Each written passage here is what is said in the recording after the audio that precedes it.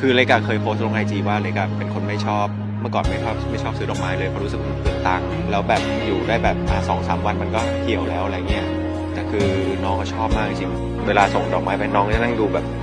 นั่งดูทีละดอกนั่งอะไรอย่างนี้เลยชอบมากอะไรเงี้ยเราก็เลยเห็นถึงความชอบของเขาจริงๆเขามีความสุขจริงเวลาได้รับเลยก็เลยแบบชอบส่งให้รู้สึกไม่เสียดายเงินก่อนหน้านี้เคยรู้สึกเสียดายแต่พอเห็นถึงความสุขของเขาเวลาได้เราก็เลยรู้สึกว่ามันคุ้มค่า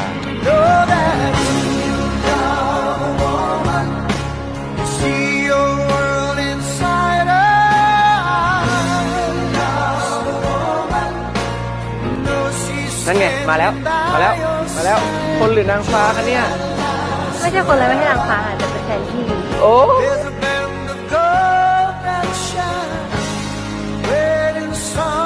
จากที่อรทวด